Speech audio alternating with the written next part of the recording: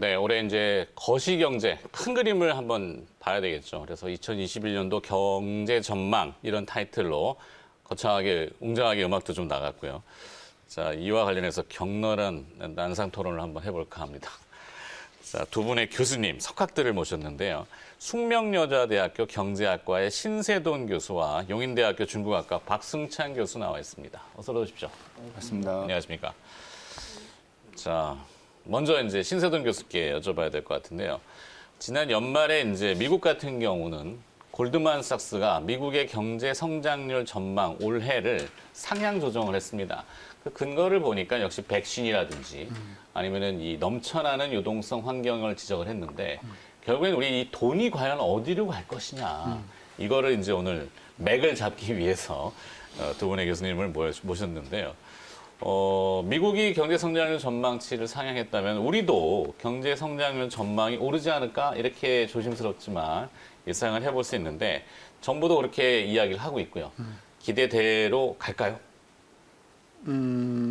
이제 금년 성장률을 3.1 보는 이제 정부에서는 3.1로 보고 있고 네. 한국은행은 3.0을 보고 있고 IMF는 2.9를 보고 있거든요. 그러니까 대체로 3% 내외로 전망을 하고 있는데 이게 이제 작년에 마이너스 1.1 정도 나왔다고 예측을 하고 있으니까 마이너스 1.1에 대해서 3이니까 예년으로 보면 한 2% 정도 내외라고 보면 되겠죠. 네. 그럼 2% 성장이라고 하면 2019년도 성장률이 2%였어요. 그럼 2019년도 성장 수준으로 되돌아가는가 이제 그게 관건인데 뭐 수출이 잘 되어준다면 갈 수도 있겠지만 내수가 지금 워낙 안 좋고요. 네. 이 코로나 팬데믹이 언제쯤 종료가 될지 그게 불확실하기 때문에 저는 금년 성장률 3%로 보는 거는 약간의 낙관이 섞인 전망이다.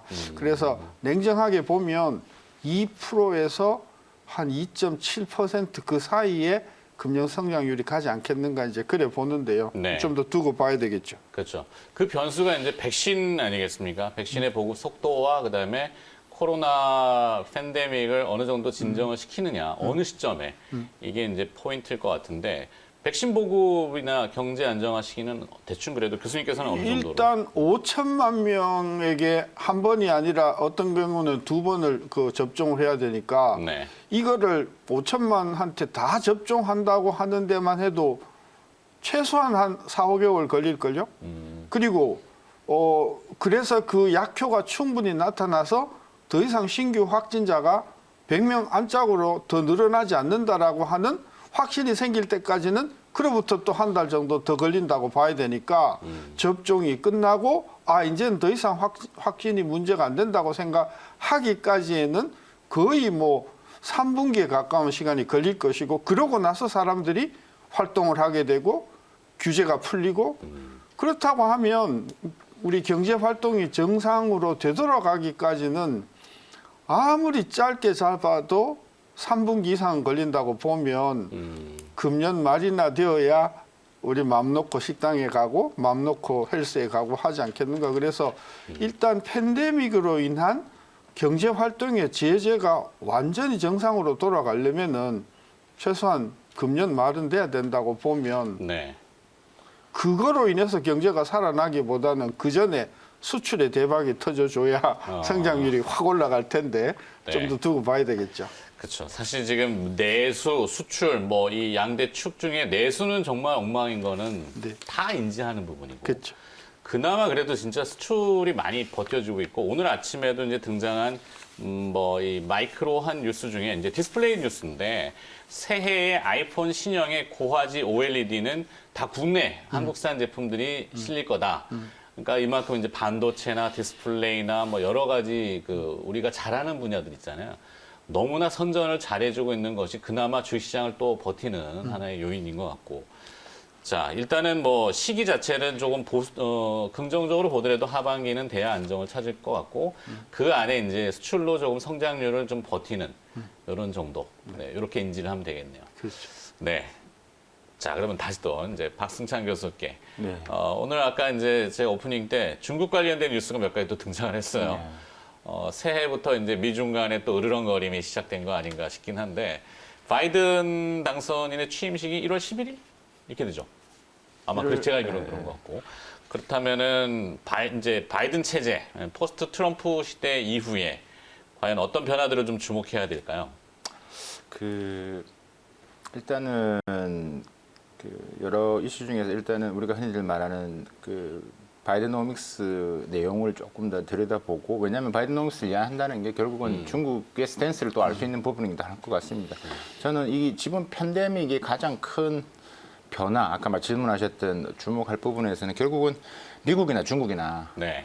결국은 이게 그 국가 안에서의 계층 간, 산업 간 불균형이 결국 고착화 될 수밖에 없다. 그게 이제 심화될 수밖에 없다. 지적하셨던 내수와 수출이 찢어지는 그러니까 약간 K자 K자 우리 알파벳 플러스 저는 더 하는데, 깊게 들어가서 이제 양극화. 우리가 지금 이야기하는 좀 사람 간의 부분들, 계층 간의 부분들. 그래서 이제 이런 부분이 더 심화될 수밖에 없고 결국은 소비 안에서도 마찬가지 될 수밖에 없다는 생각이 들고요. 그러니까 네. 미국이 한 9천억 달러 푼다고 하지만 그러니까 사람들이 그 돈을 소비를 안 할 거라는 이야기죠. 그러니까 저는 개인적으로 저축을 할 수밖에 없다라는 생각이 들고 결국 그러니까 한 국가 내에서 그렇게 했지만 또 이제 우리가 선진국과 신흥국 사이의 불균형도 더 심해질 수밖에 없을 거라는 생각이 들고요. 네. 미중 간의 부분에서 아까 말씀하셨는데 그러니까 지금 현재는 이제 트럼프가 이제 끝까지 이제 지금 할 수 있는 만큼 하는 거고요. 예, 지금 이런 스탠스를 그대로 좀 민주당 넘겨주는 하는 역할을 하는 것 같고, 그러니까 새로운 바이든 부분, 그러니까 포스트 트럼프 시대의 부분에서는 좀 극한 대립보다는 그렇지만 저는 이제 공생 대립 표현을 쓴다라면. 그러니까 함께하는 부분에서도 함께할 것이다라는 부분들이 있고요. 그다음에 내부적인 역량 강화. 그러니까 내년 아까 교수님께서 말씀하셨다시피 내년 그러니까 지금 상반기 내에는 올해죠. 올해 상반기 내에는 지금 자국 내 정신이 없기 때문에 지금 미중 간 이슈가 결코 도드라지신 하두로서는 성장하기는 분명히 제한적이다라고 아까 말씀드렸다시피 자국 내에 지금 불평등, 노동, 일자리 문제 너무나 산재해 있거든요. 네. 그러니까 지금 트럼프가 지금 하고 있는 아까 말씀드렸던 오늘 지금 나왔던 중국 통신사에 대해서 여러 가지 제재, 거래 중단하는 부분들 사실 이게 계속 이어져 오는 거기 때문에 시장에서 받아지는 것은 그게 결코 이제 크진 않을 거라 생각이 듭니다. 문제는 이제 아까 말씀 포스트 트럼프 시대인데 그러니까 이런 것들이 이제 더 확정이 됐을 때 어떻게 이제 우리가 시장에서 받아들일 것이냐라고 이제 이해를 해야 될 것 같습니다. 네. 올해가 중국 공산당 창건 100주년인가요? 네. 네. 그들도 나름대로의 이거와 연관이 되는 것 같긴 한데 북한도 지금 뭔가를 이슈들을 나오잖아요. 그렇다면은 미국과 중국 간의 이 스탠스의 변화, 원론적인 얘기긴 합니다만 바이든하고는 좀 친하게 지낼까요?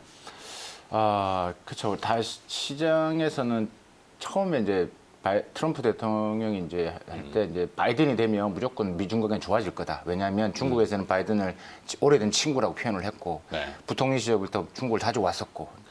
근데 이제 보니까 좀 아닌 것 같다라는 이야기죠. 그러니까 우리가 지금 계속 전문가들이나 시장에서 예측하는 게 미중 간의 지금 이슈는 계속 지금 이어질 거다라고 이제 하는데 거기에 대해서 중국의 스탠스는 뭐냐라고 봤을 때 중국은 좀 기본적으로 유화적인 제스처를 계속 할 것 같습니다. 그러니까 유화적인 제스처를 한다라는 게 계속 바이든의 정치적 철학, 가치 이걸 존중하면서 함께 하려고 할 것 같습니다. 그게 대표적인 게 환경하고 노동 이슈거든요.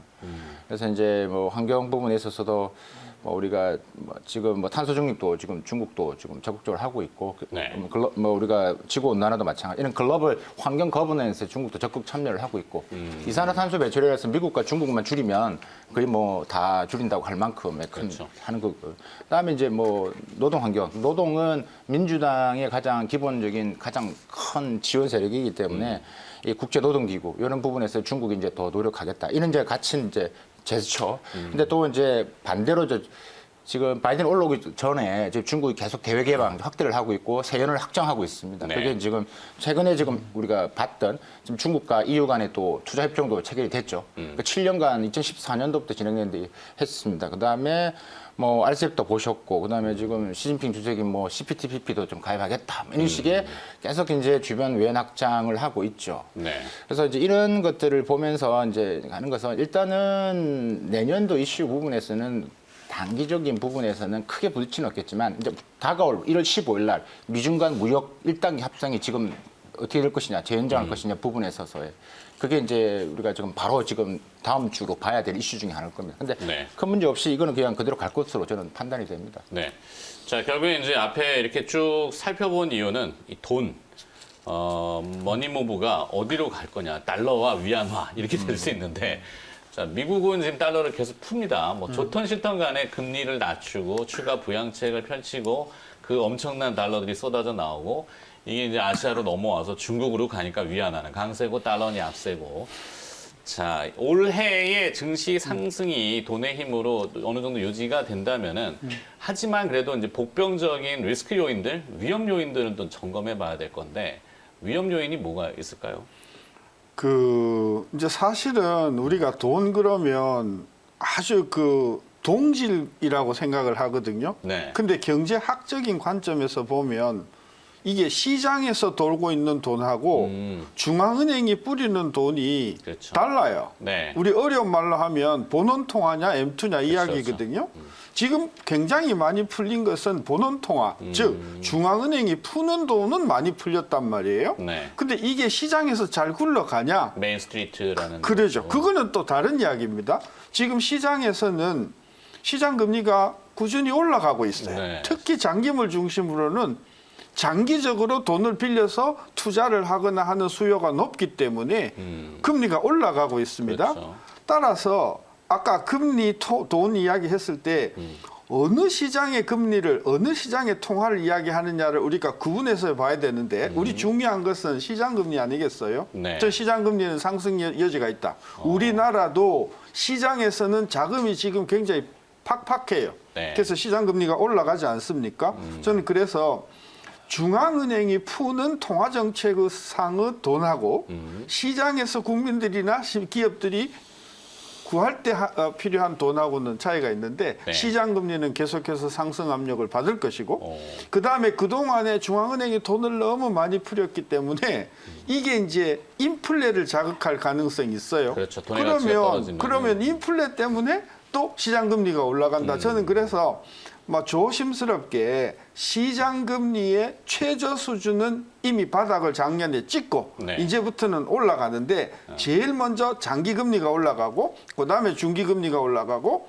그다음에 단기 금리는 중앙은행이 막 돈을 풀면 단기 금리는 굉장히 영향을 많이 받으니까 네. 그런 관점에서는 일단 중장기 금리 차원에서 올라갈 것이다. 그것은 미국도 그렇고 우리나라도 그럴 것이다라고 보고 그다음에 이제 금년에 우리 정부도 굉장히 기대를 많이 거는 게 수출이잖아요. 네.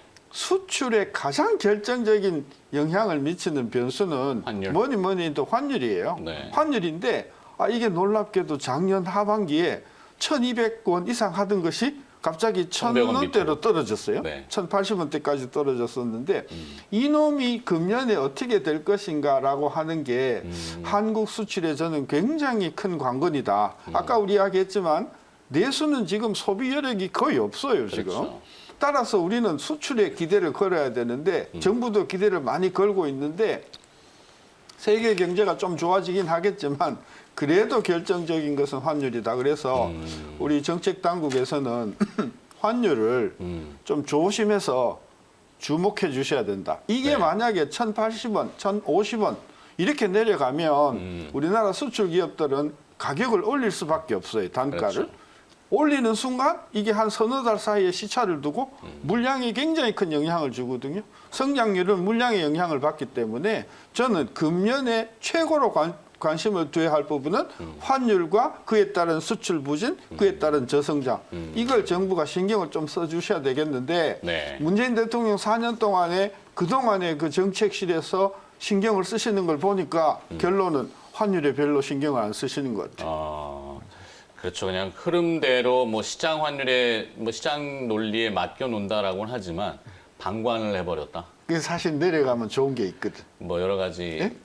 어떤 게 있을까? 1인당, 네. 1인당 GDP가 되게 커지고 그렇죠. 또 환율이 내려가면 수입 물가가 상당히 안정이 되고 휘발유 값이 싸지고 맞아요. 그다음에 옥수수 값이 싸지고 그래서 식용유 값이 싸지고 그래서 서민들한테는 네. 이게 굉장히 매력적이다 이런 그런 어떤 부분이 있기 때문에 근데 그것도 분명히 맞긴 맞아요. 네. 맞긴 맞는데 식용유값 휘발유값 싸게 하다가 울산이 죽고 창원이 죽고 군산이 죽고 광주가 죽으면 어떻게 해요? 그렇죠. 전 그런 관점에서 과거에 박근혜 정부도 그거 잘못 관리해가지고 상당히 크게 어려웠고요. 네. 근데 이번에도 환율 1,000원대로 떨어지는 것을 전 대한민국에서 가장 걱정하는 사람 중에 한 사람입니다. 저도 걱정을 많이 합니다. 그렇습니다. 네. 그래야 됩니다.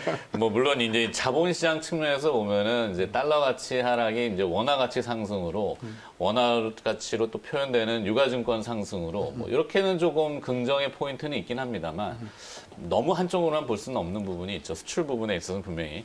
자, 근데 그 금리와 뭐 인플레이션 뭐 얘기를 했지만 결국엔 달러 가치가 계속 지금 밀리고 있는 상황 아니겠습니까? 근데 그것도 네. 트럼프 때 이야기고 어, 바이든 정부에서 특히 제넷 옐런이라고 하는 사람이 달러 가치에 대해서 어떻게 보느냐 하는 것에 따라서 바이든 정부에서의 환율은 다른 길로 갈 수가 있다고 봐서 조금 더 우리가 지켜봐야 된다. 그렇죠. 저는 그런 생각입니다. 뭐 한간에서는 뭐 비둘기 하우스다라고 얘기합니다만 결코 비둘기는만은 아닐 수도 있다. 왜냐하면 제넷 옐런이 아시다시피 사표 쓰고 나오기 전에 2016, 2017, 2018년 2년 반에 걸쳐서 기준금리를 10번이나 올리고 사표 쓴 사람이에요. 네. 그분은 어떻게 생각하고 강단이 있냐면 있는 여성분이죠.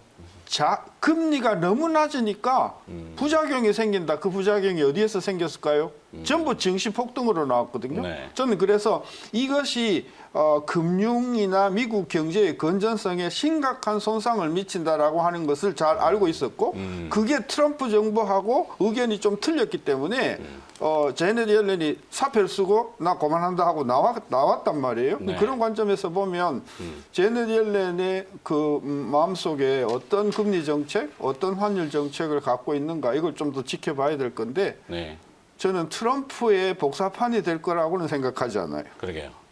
오, 상당히. 그 연말에 그 쌍둥이 적자 미국의 얘기가 뜬금없이 나와가지고, 저게 어떤 뉘앙스를 줄 건지 좀 봐야 되는데. 자, 어쨌거나 달러가 지금 내려가니까 위안화가 지금 강세고. 네. 그러면 이 위안화를 바라보고 있는 원화. 결국엔 뭐 한중 관계를 복사판으로 이제 환율로 들여다보는 거 아니겠습니까? 같이 동조되고 있습니다. 네. 이건 또 어떻게 파악을 해야 될까요? 일단 수출 국내 이야기를 하면서 지금 수출 동의합니다. 수출 부진하면 결국 저성장하는데, 그러니까 지금 수출 내수가 안 되니까 수출을 믿어야 되는데 수출 부진에 우리가 조금 걱정되는 게 많은 분들이 지금까지도 그렇게 생각을 하시죠. 그러니까 우리가 한중 교육 관계도 이제 동조되어 있다. 이제 중국이 수출을 많이 하면 한국도 수출을 많이 한다라는. 우리가 이제 중간재를 수출하고 중간재를 중국이 많이, 네. 완성품을 내서 미국을 수출하는데 이게 이제 바뀌어가고 있다는 거죠. 중국이 수출이 늘어나지만 우리의 대중 수출은 줄어드는 이런 탈동조화가 생겨나고 있다는 부분들입니다. 그러니까 이게 전반적인 중국의 지금 우리가 많이 이야기했던 쌍순환이든 또 최근에 일고 있는 중국의 수요처 개혁, 2021년도를 중국 경제를 관통하는 수요처 개혁이라는 이슈들, 그러니까 이런 것들로 인해서 점점점 그러니까 대중 수출에 대한 어쩔 수 없이 수입해야 돼. 우리가 반도체나 그러니까 일부 오열이나 디스플레이는 어쩔 수 없겠지만 그 밖에 있는 이런 섹터들에서의 대중 수출이 이제 좀 떨어지고 이런 거 탈동조화가 된다라면 네. 우리한테는 또 큰 우리가 좀 생각해봐야 될 이슈지 않을까라는 생각. 위안화 강세 부분들은 뭐 이거는 전반적인 부분에서 우리가 지금 많은 자금이 중국으로, 그러니까 일단 중국 경제 펀더멘털에 대한 워낙 기대가 크고, 그러니까 실제 들여다보면 중국에서 많이 중국했다는 말을 하지 않습니까? 그것도 네. 이제 자본과 기업을 보시면 좀 다릅니다. 그러니까 이제 우리가 노동 집약형 기업들은 많이 나오긴 했는데 우리가 자본형 기업들, 기술 집약형 기업들은 중국에 많이 나갔습니다. 네. 그렇기 때문에 지금 뭐 월가에서도 중국의 지금 투자에 대한 부분들이 계속 돌고 있다는 이야기를 뭐 나오고 있는 상태이기 때문에 우리가 위안화 강세 부분들은 저는 상반기까지 그렇게 간다라고 보여지고요. 한중 관계 얘기를 좀 한다라면 시진핑 주석 옵니까? 그러니까 그 질문 부분인데 일단은 중국에 엄청 오고 싶어 하죠. 네. 그러니까 저는 정부한테 말씀드리고 싶은 게 자꾸 뭐 이거 우리가 뭐 한한령 이야기 뭐 이 사드 이런 이야기 할 필요가 없습니다. 이제 한국은 중국 입장에서는 미중 관계 그다음에 한중일 관계에서 중요한 지렛대 역할을 하는 것입니다. 그러니까 때문에 본인들이 오고 싶을 겁니다. 그러니까 우리 결국 이 지금 코로나 이슈 때문에 그런 거기 때문에 필요해서 방한 가능성은 높다. 그럼 방한한다는 이유는 것은 결국 자연스럽게 우리가 뭐 한한령이든 사드든 이런 것들은 이제 뒷전으로 밀릴 수밖에 없는 구조에 있기 때문에 조금 더 우리가 너무 급하게 볼 필요는 없고 네.